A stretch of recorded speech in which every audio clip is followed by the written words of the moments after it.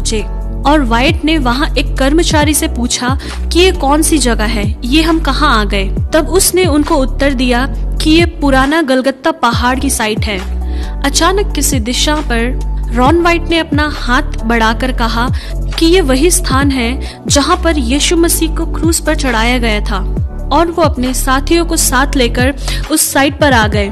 वहाँ के अधिकारियों के परमिशन के साथ उन्होंने उस साइट पर खोदने का काम स्टार्ट किया और अपने रडार में उन्हें ये पाया कि वहाँ पर लगभग 18 फुट का एक बड़ी चट्टान जमीन के नीचे पाया।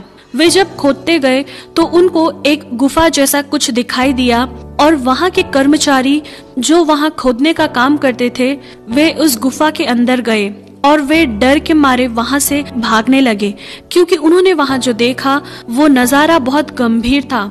रॉन वाइट ने उन लोगों को अपने पास बुलाकर पूछा कि तुम लोग क्यों भाग रहे हो बिना पैसे लिए। तब वो इब्री कर्मचारियों ने कहा कि हमने वहाँ वाचा का संदूक को देखा है। तब रॉन वाइट उस गुफा के अंदर प्रवेश किया और जब उन्होंने आंख उठाकर देखा तब उन्हें एक अद्भुत दृश्य दिखाई दिया और उस दृश्य को देखने के बाद वे तुरंत नीचे गिर गए। रॉन वाइट के बेटे ने बड़ी ही मुश्किल से उन्हें बाहर निकाला। अगली बार रॉन वाइट बड़ी तैयारी के साथ उस गुफा में प्रवेश किया तो उन्होंने उस गुफा के अंदर वाचा का संदूक देखा, जिसके द्वारा मूसा के समय परमेश्वर इजरायलियों के बीच में अपनी उपस्थिति को प्रकट करते थे। फिर रॉन वाइट ने अपनी अनुभव शेयर करते समय बताया कि उन्होंने जब वो संदूक करीब जाकर देखा तो 4 स्वर्गदूत उस संदूक के चारों ओर खड़े देखा और उसमें से एक स्वर्गदूत रॉन वाइट से बातें करने लगे।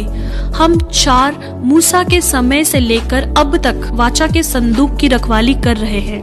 फिर रॉन वाइट ने ये देखा कि उस वाचा के संदूक के ऊपर डामर जैसा कुछ दिखाई दिया और रॉन वाइट ने उस डामर जैसी चीज को वहाँ से निकालकर रिसर्च सेंटर में ले गए। तो रिसर्च के द्वारा ये पता चला कि वो इंसान का खून है जो कई अरसा पुराना होने के कारण सूख चुका है। इस वजह से रिसर्च सेंटर वालों ने कहा हम इसके बारे में ज्यादा जानकारी नहीं दे पाएंगे क्योंकि उस खून का सारा सेल डेड हो गया होगा।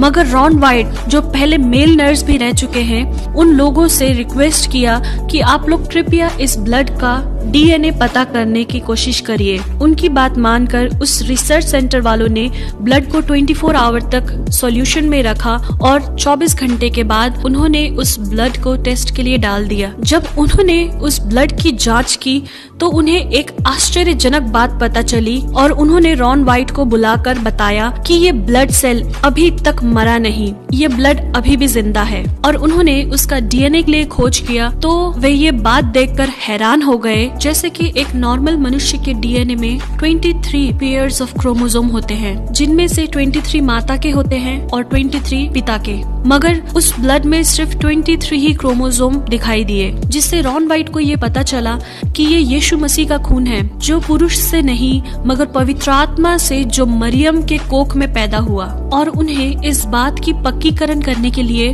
उस वाचा के संदूक के पास फिर से गए और वो जांचने लगे कि वो खून कैसे उस वाचा के संदूक के ऊपर आया। उसी खोजबीन के दौरान उन्हें ये देखने को मिला कि जहाँ वाचा का संदूक रखा गया था उसी स्थान के ऊपर गुफा में एक दरार दिखाई दिया। उस दरार में भी वैसा ही सूखा ब्लड उन्हें देखने को मिला और मालूम हुआ कि वो ब्लड ऊपर से ही बहता आया है। इसके द्वारा उन्हें ये पता चला कि इसके ऊपर वो स्थान है जहाँ पर यीशु मसीह को क्रूस पर चढ़ाया था। और यीशु मसीह की मृत्यु के समय बाइबल में लिखी हुई उन बातों को रॉन वाइट ने याद किया कि धरती डोल गई और चट्टानें तड़क गई। ऐसा वचन मत्ती 27 के 41 में लिखा है। ये वो दरार था जो यीशु के समय में हुआ था, जिसके द्वारा यीशु का लहू बहते हुए उस वाचा के संदूक के ऊपर गिर गया। और उनके हिस्टोरिकल स्टडीज के दौरान उन्हें मकाबिस के किताब से ये लिखा मिला कि यिर्मयाह नबी ने परमेश्वर का संदूक एक गुफा के अंदर छुपाया था। इस किताब को पढ़ने के बाद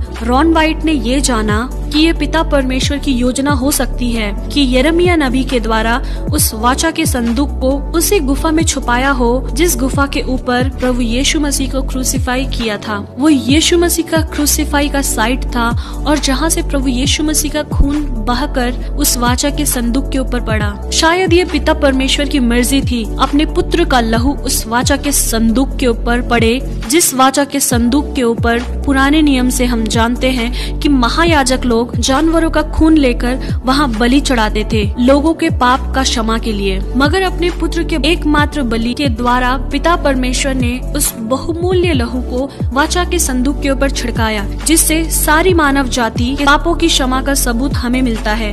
प्रियो, ये बात रॉन वाइट सारे मसीहों को बता नहीं पाए, उनका देहांत हो गया। मगर रॉन वाइट ने जो बाइबल की खोज किया है वो सब हम उनकी वेबसाइट में देख सकते हैं। शायद हमें इसका पक्का सबूत ना भी मिले, मगर मैं एक बात जरूर विश्वास करती हूँ और आप लोगों को ये बताना चाहती हूँ कि हमारे प्रभु यीशु मसीह का लहू आज भी जीवित है, क्योंकि इब्रानियों की पत्री में लिखा है, नई वाचा के मध्यस्थ यीशु और छिड़काव के उस लहू के पास आए हो जो हाबिल के लहू से भी उत्तम बातें करता है। हाँ मेरे प्रियो, हमारे प्रभु यीशु मसीह का लहू हाबिल के लहू से भी उत्तम बातें करने वाला है, जो आज भी जिंदा है। और उसी लहू आपको और आपके घर वाले को इस महामारी के बीच में रक्षा